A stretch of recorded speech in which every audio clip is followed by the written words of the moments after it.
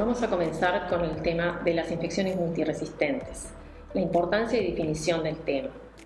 Se considera las infecciones multiresistentes que son aquellas causadas por los microorganismos que son multidrogoresistentes, ya sean bacterias, virus, parásitos y hongos. Específicamente, el aumento de la resistencia a los antimicrobianos es una amenaza creciente para el tratamiento efectivo de las infecciones bacterianas. Constituye uno de los mayores problemas para la salud pública mundial, generando un aumento de la mortalidad, movilidad y del gasto en salud. Se prevé que para el año 2050 van a ocurrir 10 millones de muertes en el mundo debido a las infecciones por microorganismos multidrogoresistentes, valores mayores a los causados por mortalidad por cáncer. Debemos recordar que los hospitales actúan como generadores y receptores de bacterias multiresistentes. ¿Y por qué los hospitales? Bueno, porque las infecciones relacionadas con la asistencia sanitaria son aquellas adquiridas en los servicios asistenciales que no son necesariamente hospitales, simplemente hospitales, sino también geriátricos, centros de diálisis, centros de mediana o larga estancia, centros de rehabilitación o hospitales de día y que no existían previamente al ingreso. Es importante recordar que el CTI específicamente es donde ocurre el riesgo mayor de padecer una infección que se incrementa notablemente debido a la presencia de enfermos con patologías graves e inmunodeprimidos, uso de más técnicas invasivas, de tratamientos con antimicrobianos por más tiempo y mayor cantidad de presencia de microorganismos multiresistentes. Globalmente, Staphylococcus aureus resistente a la penicilina, Enterococo vancomicina resistente, enterobacterias productoras de carbampenemasas, Pseudomonas aeruginosa y Acinetobacter baumannii multidrogoresistentes son los microorganismos multiresistentes más frecuentes a nivel hospitalario. Pero también es importante tener en cuenta que hay otro factor importante que es el papel de la colonización intestinal en el posterior desarrollo de infecciones. Los pacientes colonizados muestran un alto riesgo de desarrollar infecciones causadas por cepas resistentes y un aumento de la morbimortalidad una vez que se infectan, especialmente en el contexto de esquemas de antibióticos empíricos inapropiados. Ahora bien, tenemos que hablar de los tipos de resistencia antimicrobiana. ¿A qué nos referimos? Existen dos grandes grupos de resistencias antimicrobianas, fundamentalmente hablando de las bacterias. Tenemos lo que es la resistencia natural o resistencia intrínseca, que es propia de un grupo bacteriano, de un género o de una familia que no es variable. Por ejemplo, todos los gérmenes gram-negativos son resistentes a la vancomicina y esto no es variable. Y después tenemos el gran capítulo de la resistencia adquirida, que sí es variable, que es obtenida por una cepa en particular y que es la que estudiamos e informamos en el laboratorio. Algunos ejemplos: cepas de Streptococcus pneumoniae con resistencia adquirida a la penicilina, las cepas de Escherichia coli resistentes a ampicilina, cepas de Staphylococcus resistentes a meticilina. Y es importante recordar que la resistencia adquirida es la que puede llevar a un fracaso terapéutico cuando se utiliza un antibiótico supuestamente activo sobre un germen que produce infección. Por otro lado, tenemos que mencionar que existen otras formas de clasificar la resistencia que tiene que ver con la resistencia individual, que es la resistencia codificada por una célula bacteriana individual y que depende de su interacción molecular con la molécula de antibiótico y su arsenal genético y metabólico. Por otro lado, tenemos la resistencia poblacional, que es el comportamiento in vitro de un inóculo bacteriano conocido con una determinada concentración de antibiótico, que es lo que nosotros evaluamos en el laboratorio.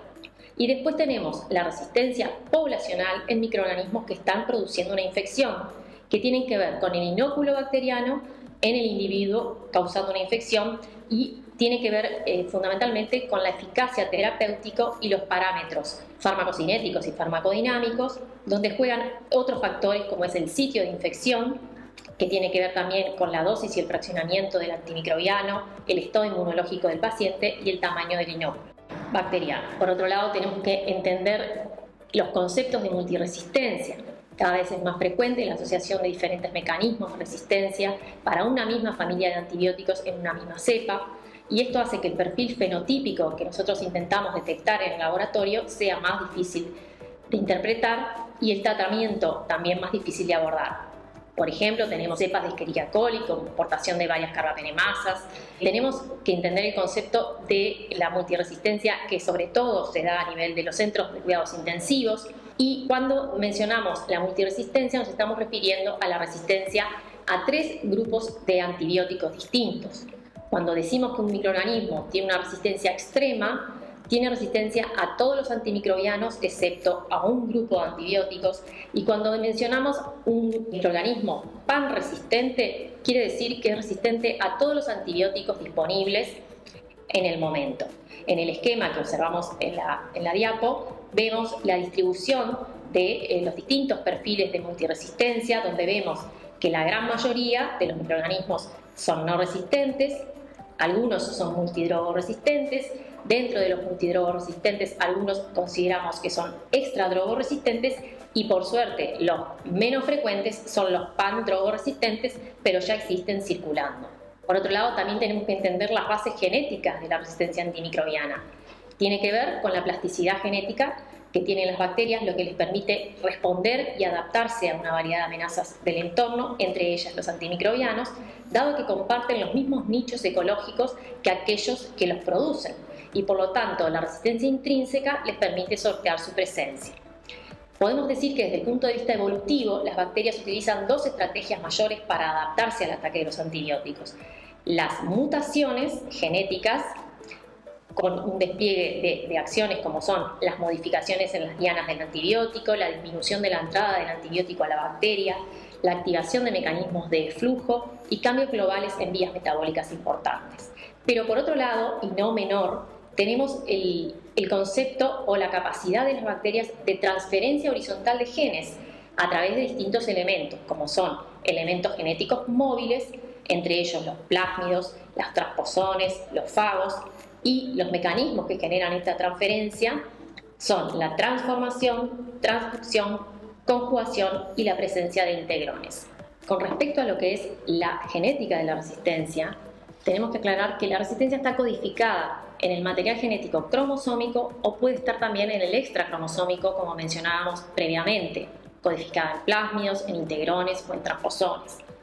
Y el tema de los integrones y el material genético extracromosómico tiene implicancias epidemiológicas y terapéuticas. ¿Por qué? Porque, por ejemplo, un plásmido es una molécula que es independiente del ADN cromosómico, que se puede replicar individualmente y no es recombinable con el ADN del huésped. Un transposón es una molécula de ADN corta que puede recombinarse con el cromosoma del huésped, y el integrón es uno de los mecanismos más eficientes de acumulación de genes de resistencia.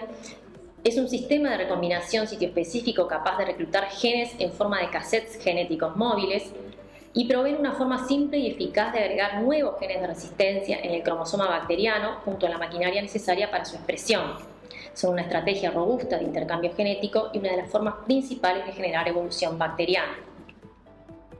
Entonces, una secuencia genética de resistencia, como puede ser la aportación del gen de CTXM, está codificada en un integrón, como se ve en el esquema. Ese integrón está incluido en un transposón, y ese transposón, que es diseminable, está integrado, puede integrarse a un plásmido, y ese plásmido integrarse al cromosoma, al material genético de la célula bacteriana, y de esa forma tiene esa capacidad de diseminación y mantenimiento que perpetúa la resistencia de forma vertical y de forma horizontal.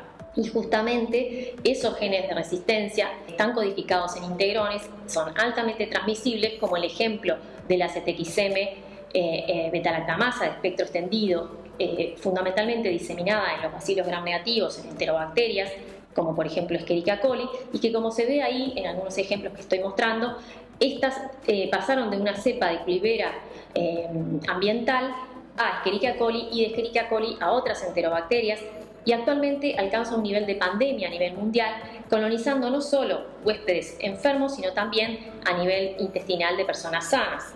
Entonces, es importante tener esto en cuenta, y es importante también que existan redes de laboratorio que permitan realizar un análisis, búsqueda de estos microorganismos y de los mecanismos de resistencia, no solo a nivel fenotípico, sino también a nivel genotípico, como por ejemplo la red de resistencia antimicrobiana de Estados Unidos, de la red del CDC, que, como ustedes ven, ya han llegado a estudiar distintas muestras y detectar no solo la presencia de los microorganismos, sino los métodos de detección de susceptibilidad antibiótica, los perfiles de sensibilidad y resistencia, y además realizar estudios de colonización de portadores, como veníamos mencionando, y también realizar estudios genéticos de secuenciación genética que permiten identificar no solo el patógeno, sino qué tipo de gen está aportando de resistencia, si es un integrón, si es un transposón y las implicancias que esto tiene para lo que es la transmisión de las resistencias antimicrobianas. Como ustedes ven ahí, existen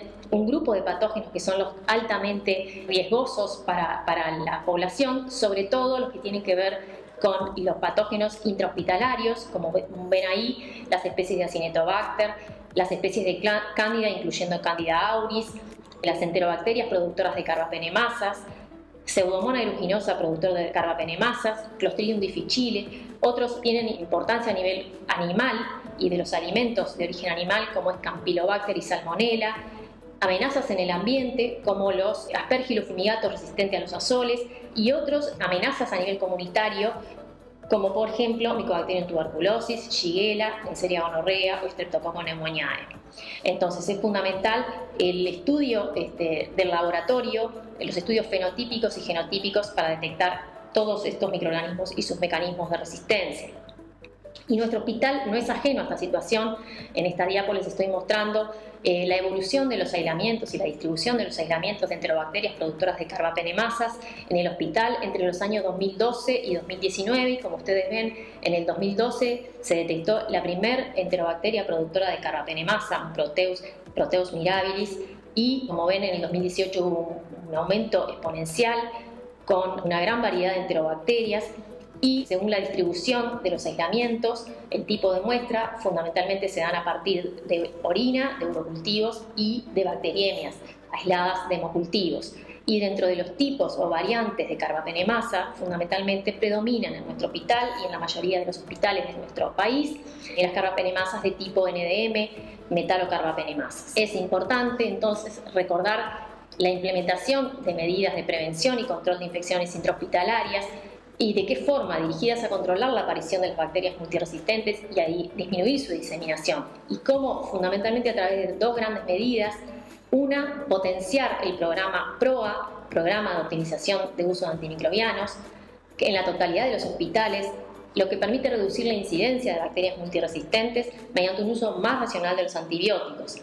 Y por el otro lado, implementar los programas PRODIM, programas de optimización del diagnóstico microbiológico y de pruebas de diagnóstico rápido, ya sea point of care, que en minutos y en horas muy rápidamente nos permiten confirmar la presencia de patógenos multiresistentes y qué tipos de resistencias antibióticas presentan. Y es imprescindible a su vez que los equipos de PROA y PRODIM trabajen junto a los equipos de prevención y control de infecciones hospitalarias. Muchas gracias.